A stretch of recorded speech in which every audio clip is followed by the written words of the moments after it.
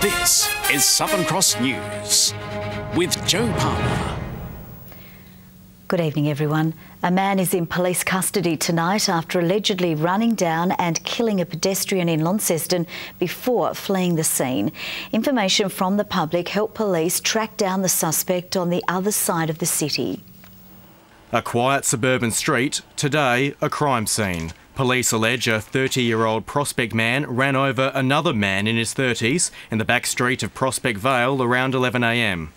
I'm not aware of the full instances as to why the driver didn't remain at the scene. Police units shut off the street and made a public call for help. The alleged driver in the hit and run was later arrested in Trevallyn.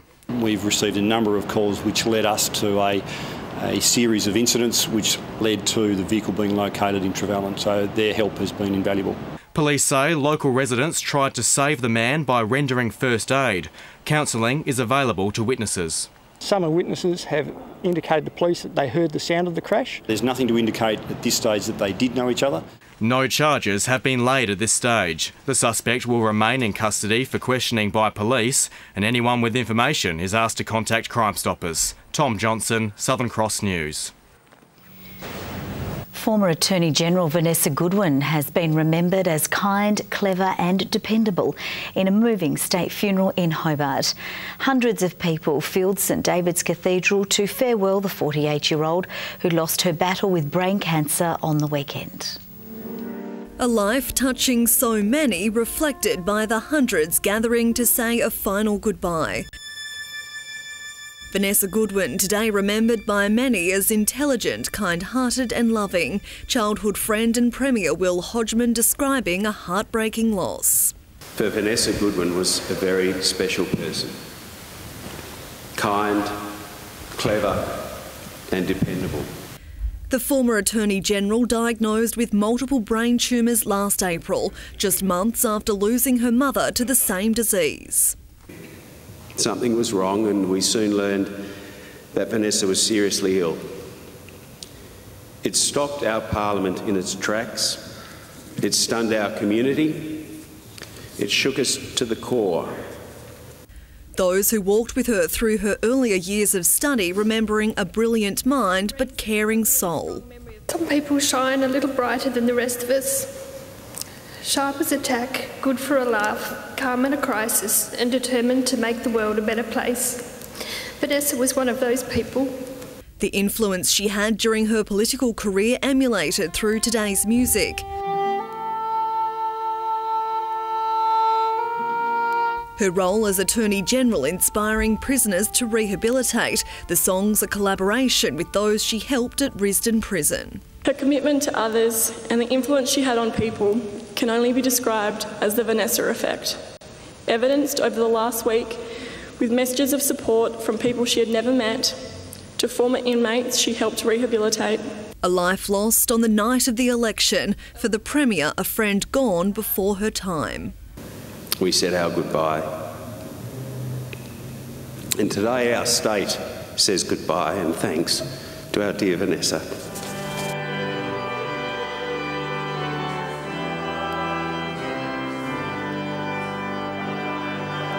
Jacqueline Robson, Southern Cross News. Tasmania's newest senator has resigned from his mayoral position to focus on his new role in Canberra. Steve Martin today stood down as Mayor of Devonport, ending 9 years in local government. Senator Martin claimed his Senate seat after the High Court ruled him eligible to fill the vacancy left by Jackie Lambie, who resigned last year due to her dual citizenship.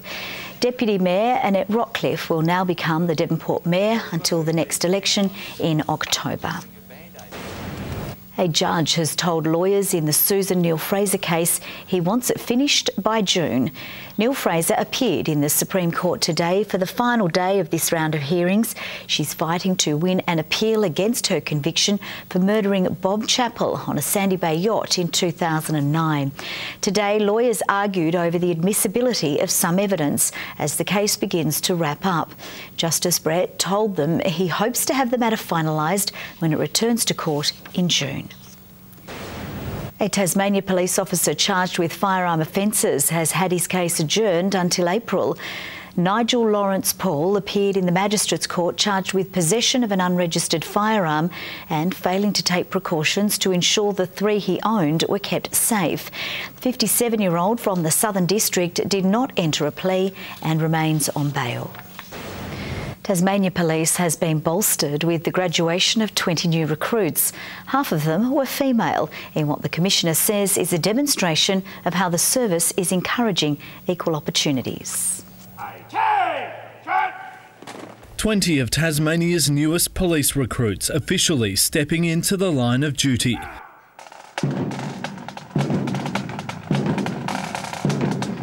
Graduating from the Rokeby Police Academy. A lot of excitement. It's so great to come to the end of our course.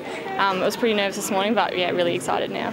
Today marking the end of 28 weeks training with intensive theory and practical exercises, preparing for their service to the Tasmanian community. That's where my heart and soul is. I can't wait to get out in the street next week, Wednesday morning in fact, meet the people of Hobart and get into it. I will faithfully execute the office of police officer in Tasmania. Half the recruits inducted today are women. The Commissioner says Tasmania Police has been actively supporting gender diversity. We're targeting more women to join Tasmania Police, but also, I think it's a worldwide movement where we've got to take away the barriers for women to join various careers, and we're certainly doing our part as well. Hopefully, I think obviously it still needs to be based on merit and we need the best people for the job, but it's great seeing heaps of females. I would say definitely give it a go. If it's what you want to do, give it all you've got, and yeah, it's a really worthwhile career for females.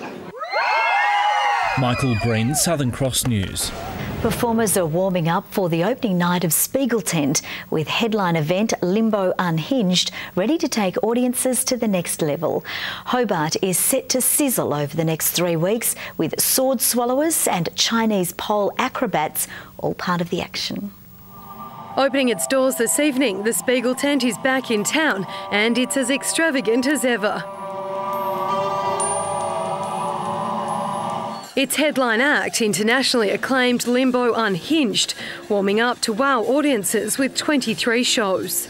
A show like Limbo makes everyone realize they're alive, and I've heard this so many times, people getting out of the show saying, I want to do this, I want to do something. It's dubbed the older brother of 2016's Limbo performance, with some cast remaining and some fresh new talent. Lots of good music, big acrobatic moves, and funny moments. Some achieving the unimaginable, the breathtaking and the spectacular. The sexy things in Limbo are actually sexy, the beautiful things are actually beautiful, and the funny things are actually funny. Every member is involved in the other acts, especially also musical parts. So we support the other acts by taking just an instrument we can play. New York-based composer Skip Shirey providing much of the soundtrack. I work with interesting devices like the jaw harp, or the Acme siren whistle. With this performer specialising in Chinese pole acrobatics. We can compare it with pole dance pole, but it's, I would say, more dynamic and more dangerous. Tens of thousands of people are expected to descend here to Princess Wharf 1 to take in all the action from tonight. But if Limbo Unhinged isn't your thing, there's a range of comedic and musical acts on offer for the next 3 weeks. Louise Hedger, Southern Cross News. A Tasmanian woman undergoing cancer treatment has received a special message from Ed Sheeran after being too sick to see his show. Naila Muhammad told the performer she was unable to keep her tickets to his Melbourne event, with the popular musician soon wishing her a fast recovery over social media. Hey Naila, Ed here. I'm really sorry that you can't come to the Melbourne show, but I thought I'd send you a video to cheer you up and make you smile. And I'm sending all the love. I'm here in Perth at the moment, just about to start, and yeah, lots of love. Naila's daughter says her mum now can't keep the smile off her face. Hobart's waterfront has 2 new additions with the unveiling of husky sculptures at Mawson's Place. They're celebrating the importance of the dogs in Douglas Mawson's Antarctic expeditions in the early 1900s. By the time he arrived in the Antarctic, there were 38 remaining. And the 2 over here, Veliska and his mate Alexandra, were very, very close companions. They were inseparable. The brief was a couple of cheerful, happy, healthy-looking huskies and a sledge. The more I learned about them, the more I realised their role down there and how influential they were to the success of all the expeditions. The life-size sculptures took over a year to create. A nighttime vista of Launceston's Cataract Gorge is the subject of this year's winning Glover Prize landscape. The artwork, titled Ponies, was chosen unanimously as the winning piece by the contest's 3 judges. New South Wales artist Halinka Orshalok says it was a challenge to use darkness in the painting and to create the ominous shadows over the playground. You definitely internalise something. When you make a painting of a landscape or a place, then it gets into your brain. This year's Glover Prize received a record 405 entries, with 42 selected as finalists. The winner pockets a $50,000 prize. Now let's take a look at the day's business and finance news with thanks to Tasplan, your local super fund. The Australian share market has closed higher as markets warm to the view the White House is backing down from an outright trade war. The ASX 200 index has risen by 20 points.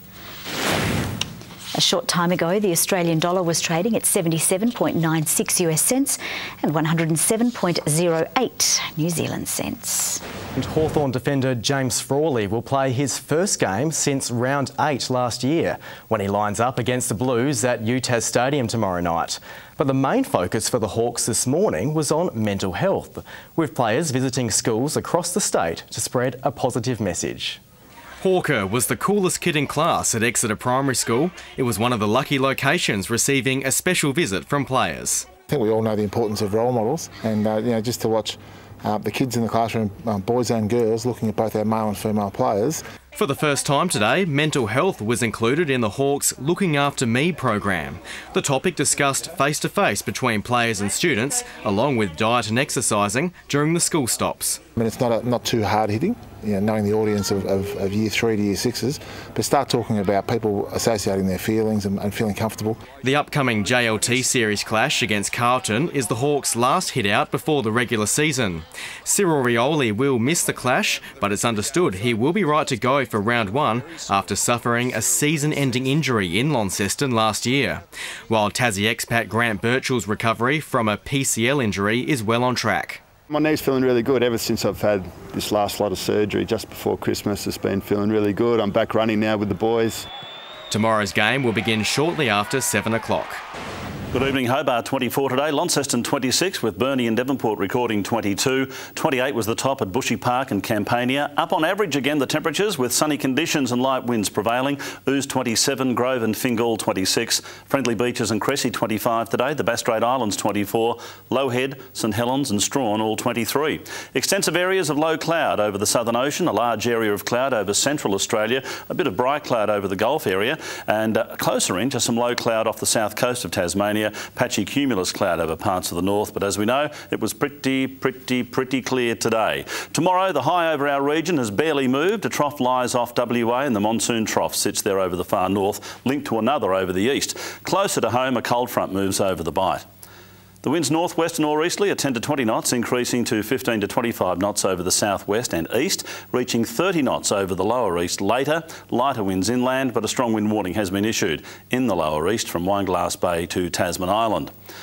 For tomorrow, partly cloudy in Hobart, 27 the top, 28 for Medina, a bit of fog early. Oatlands partly cloudy but fine and 25. The Hawks take on the Blues at UTAS Stadium in Launceston, 27 degrees, nice and warm for the footy. 23 for Devonport, Lyoweeney a top of 21 degrees. Burnie partly cloudy and 22, Strahan 26 degrees.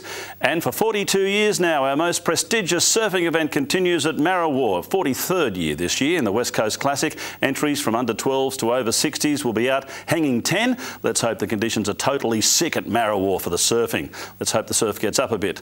St Helens partly cloudy and 24, 26 for Swansea, Orford okay, bit of cloud but fine and 25. UV high to very high. On Sunday, showers over the west and far south and later over the northeast. Showers for the west and far south on Monday, but fine elsewhere. And on Tuesday, a similar pattern with mostly fine weather apart from the west. Sunny conditions and temperatures into the 30s for Perth, Adelaide and Melbourne. Partly cloudy in Sydney, 27 the top, a shower or two in Brisbane and an afternoon storm in Darwin. Little cloudy over Hobart, 17 right now, 23 in Launceston and Clear and 20 in Devonport. Spiegeltent on, the taste of the Huon, Marrawar surfing, the Hawks footy, Steamfest. I don't know how I'm going to get around it all, Jo. You'll be right, Murph. You're a legend with things like that. Thank you very much. That's all from the team for now. Thanks for your company. We'll see you throughout the evening. Bye-bye.